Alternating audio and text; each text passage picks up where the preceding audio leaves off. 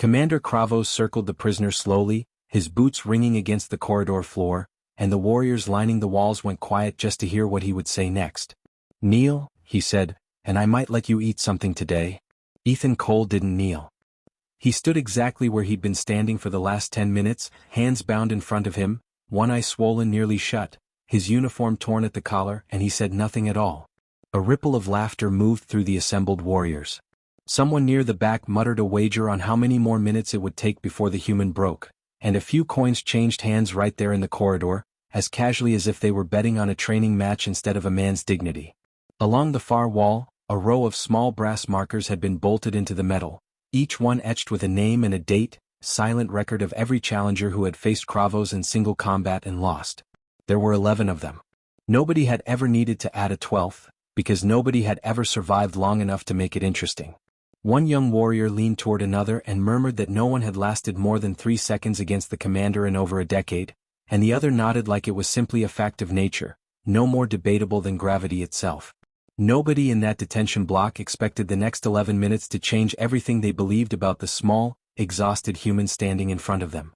The warship Kel Tarun carried 300 soldiers into the war zone, and Commander Kravos was the largest and most feared among them, undefeated in single combat for 11 years, a champion whose name alien recruits were taught to fear before they ever set foot on a battlefield. He had seen humans described in briefings as unpredictable, emotional, prone to desperate violence when cornered. What he saw standing in front of him now looked nothing like that. It looked tired. It looked beaten. It looked, in every visible way, like a man who had already lost. Kravos leaned down until his face was level with Ethan's. "You're still standing," he said, "because I allow it." Ethan lifted his eyes, calm and unhurried, the way a man looks at whether he's already decided not to worry about. "Keep believing that." The warriors around them laughed harder this time, mistaking the words for a broken man's last flicker of pride.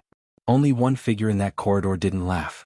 Guard Soren stood near the far wall, older than most of the soldiers present, his posture straight and his eyes fixed not on Ethan's face but on his hands, which remained perfectly still despite the bindings, and on his feet, which were planted at a precise, deliberate angle that had nothing to do with exhaustion.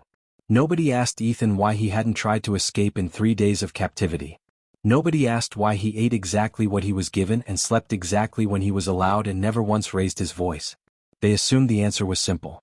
They assumed he had nothing left to fight with. Guard Soren wasn't so certain. He had fought humans once, years earlier, during a border skirmish that his superiors still didn't like to discuss, and he remembered one detail that none of the younger warriors would recognize, because none of them had been there to learn it the hard way. Humans didn't panic when they seemed most helpless. They watched. And Ethan Cole was watching everything. He tracked the flicker of the emergency lighting strip along the ceiling, dimming and brightening in a pattern that meant the ship's reactor was under strain. He noted the faint vibration in the deck plating beneath his boots, a rhythm that changed every few minutes, growing sharper, more urgent. He counted the seconds between each tremor the way a man counts breaths before diving into cold water, patient, unbothered, waiting for a number he hadn't reached yet. None of the warriors guarding him noticed any of this, because none of them had ever been trained to look for it. A soldier who expected panic would only ever see calm and mistake it for surrender. Ethan understood that mistake better than anyone in that corridor, and he had no intention of correcting it until the moment came when correcting it would matter. Kravos noticed none of it. To him, a human standing quietly in chains was simply a human who had accepted defeat, and defeat in his experience always looked exactly like this. 3 days into Ethan's captivity, the fleet battle outside the hull reached its peak. The ship shuddered under a barrage that rattled the corridor lights and sent 2 junior warriors stumbling against the wall. Kravos straightened, annoyed at the interruption, and decided this would be the moment he finally broke the human silence for good, in front of every soldier watching. Before he could speak, one of the younger warriors asked the question that had been quietly troubling several of them for days. "Commander, why keep him alive at all?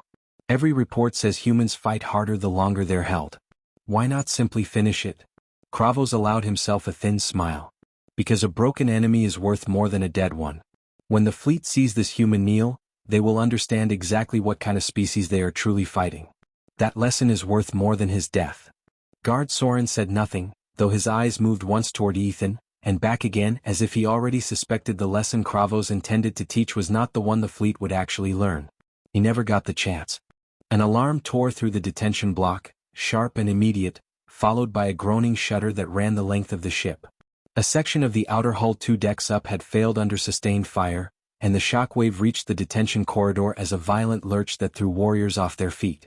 Red emergency lighting flooded the walls. A voice from the ship's system announced, flat and urgent, that artificial gravity had failed across 3 decks, including the one they stood on. Weapons drifted free from holsters. Warriors who had trained their entire lives for combat on solid ground found themselves tumbling weightless through the corridor, grasping uselessly at handholds that weren't there, shouting orders that meant nothing in a space where up and down no longer existed. Panic spread through the block in seconds. Ethan didn't panic. He planted one boot against the nearest wall and pushed off with the calm precision of a man who had rehearsed this exact motion 100 times before, because he had, years earlier, during zero-gravity survival drills most soldiers never lived long enough to need. Guard Soren, tumbling awkwardly nearby, saw it happen and understood in that single instant exactly what Ethan had been counting toward for 3 days. Kravos spotted him moving and lunged, mistaking calm control for an escape attempt. He crossed the gap between them in a single powerful kick off the far wall, fists already closing for a strike that would have shattered bone on solid ground. Ethan didn't meet the attack head-on. At the last possible instant, he rotated his whole body against the wall behind him, letting Kravos' own momentum carry past where his chest had been a heartbeat earlier. For 1 full second, nothing in that corridor made a sound. Every drifting warrior, every tumbling piece of debris, every held breath seemed to freeze around the two of them.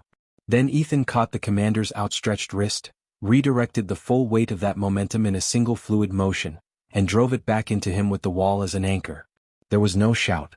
No wasted swing. Only the flat, final crack of impact against the reinforced strut behind Kravos, a single sound that filled the entire corridor and then vanished into silence just as completely. The commander's own weight did the rest. He collided with a reinforced support strut hard enough to knock the fight out of him instantly, and drifted, unconscious, into the middle of the corridor while the warriors around him hung frozen in weightless silence, staring at the sight of their undefeated champion beaten without a single wasted strike. Ethan didn't celebrate. He didn't even look at Kravos twice. He was already moving toward a young warrior tangled in loose cabling near the breached wall, gasping as escaping atmosphere pulled at his suit seals, and pulled him free with the same unhurried efficiency he'd used against the commander seconds earlier. He caught a second soldier drifting toward an open conduit that would have vented him into space within moments, guided him to a handhold and moved to a third, working through the chaos methodically, saving one soldier after another, including several who had laughed loudest only minutes before. Guard Soren finally understood. The punch hadn't been the proof. The proof was everything Ethan did in the 60 seconds after it, when nobody would have blamed him for simply walking away. Gravity returned with a heavy shudder as backup systems engaged, and the corridor settled back into stillness, littered with drifting debris and stunned, silent warriors. Commander Kravos regained consciousness slowly, propped against the same bulkhead that had ended his winning streak, and the first thing he saw when his vision cleared was Ethan kneeling beside the last rescued soldier, checking his breathing with the same calm patience he'd shown for 3 straight days of humiliation. "You could have let me drift," Kravos said, his voice rough. "You could have let all of us drift." "I could have," Ethan agreed. "Why didn't you?" Ethan looked at him for a long moment. "Because that was never what I was fighting for." Kravos pushed himself upright, wincing, and looked around the corridor at the warriors who had spent 3 days mocking a man they now realized they had never actually understood. Something in his expression shifted, the certainty that had carried him through 11 undefeated years finally cracking under the weight of what he'd just witnessed. He had built his entire reputation on the belief that strength revealed itself through domination, that a warrior proved his worth by making others kneel. He had never once considered that the deepest strength in that corridor might belong to the one man who refused to. He reached forward and unlocked Ethan's restraints himself, a gesture no commander aboard that ship had ever extended to a prisoner, and placed Ethan's confiscated insignia back into his hand without a word of ceremony. "You were never standing because I allowed it," he said quietly. "Today you defeated more than me." Ethan closed his hand around the insignia and looked at him for a long moment, the same calm, unhurried look he'd worn since the beginning. "Good," he said. "That wasn't my mission." He turned and walked the length of the corridor toward the exit, past the same warriors who had laughed and wagered and jeered only an hour earlier. Nobody laughed now. One by one, without any order given, the warriors stepped aside to let him pass, the same way soldiers make room for someone they've finally recognized as one of their own. Guard Soren watched him go and allowed himself, for the first time in 3 days, the smallest and most honest smile he'd shown since Ethan had been brought aboard. No cheering followed him down that corridor. No applause. Only silence and the quiet, unmistakable weight of respect finally given to a man who had never once asked for it, standing exactly where he had stood since the beginning. Only now nobody in that corridor believed for a second that he was standing there because they allowed it.